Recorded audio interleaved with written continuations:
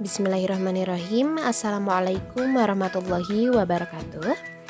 Hello everyone, my name is Sri Mulyani and today we are going to learn about experimental and non-experimental research. Alright, let's start from the definition of experimental research.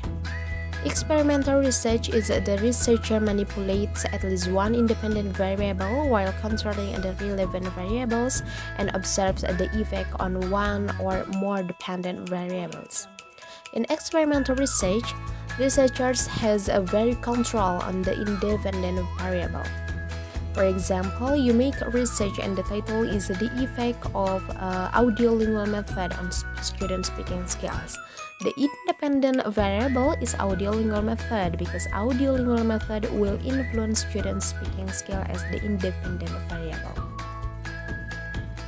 Alright, in experimental research, there are pre-experimental, quasi-experimental, and true experimental, and also a factorial design. While in non-experimental research, there are ex post facto, survey research, and correlational research. Alright, let's start discuss about the first experimental research. It's about pre-experimental. Pre-experimental, it doesn't have random assignment of subject to group or other strategies to control irrelevant variables. And there are two design classified as pre-experimental, one group pre-test post-test design and static group compression. Alright, and the second one, it's about quasi-experimental. Quasi-experimental, it involves manipulation of an independent variable, but the subjects are not randomly assigned to treatment groups. And then a quasi-experimental, it doesn't provide full control, but researchers consider internal and external validity in their interpretation. And it is considered useful because it permits researchers to reach reasonable conclusions even though a full control is not possible. Alright, the next one, it's about true experimental. True experimental is the subject are randomly assigned to groups. They are the most highly recommended design for experimentation in education because they provide the control. Alright, let's move to non-experimental research. The first one is ex post facto. The purpose of ex post facto is to investigate cause and effect relationship between independent and dependent variables, and it doesn't permit the randomization and manipulation of variables characteristic of experimental research, and it doesn't provide safeguards that are necessary for making strong inferences about causal relationship. Alright, and the second one, it's about correlational research. It investigates relationships among variables by calculating correlational coefficients rather than looking at differences. The correlational coefficients is calculated using these sets of scores to indicate the direction and strength of the relationship. And then the next, it's about the types of correlational research. There are three. The first one is positive, negative, zero, or no correlation. The first one, it's a positive correlation.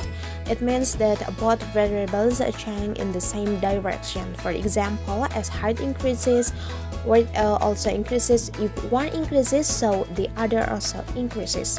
And then the second one is negative correlation. Means that the variables change in opposite directions.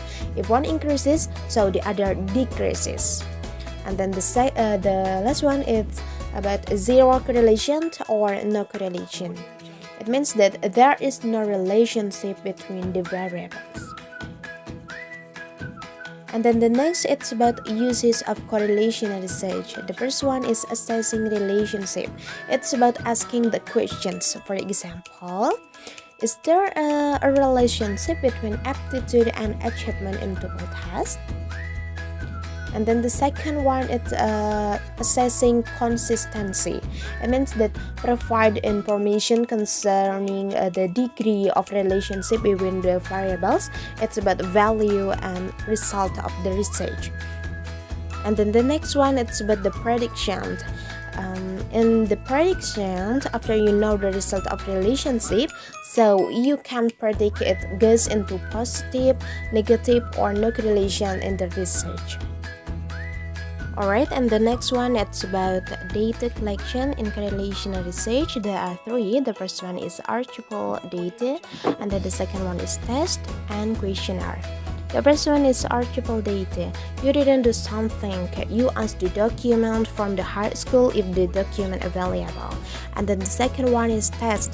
It's a cognitive aspect about the student's ability or someone's ability. And then the last one is questionnaire.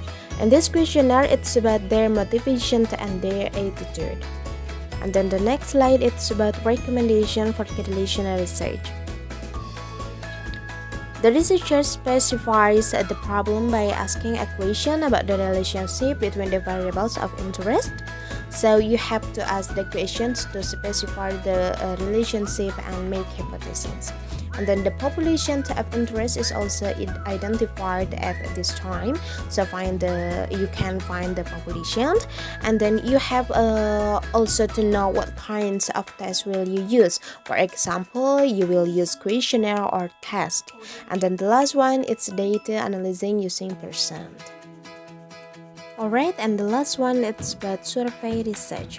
Survey research, it describes a phenomenon with statistics such as frequencies, percentages, average, and sometimes a measure of variability such as the rank, and with a causal image such as polygons, charts, and graphs. In survey research, there are no comparisons or relationship examined, and features of survey research, the use of self-report methods on carefully selected samples. It is a flexible approach that can be used to study a wide variety of basic and applied research questions.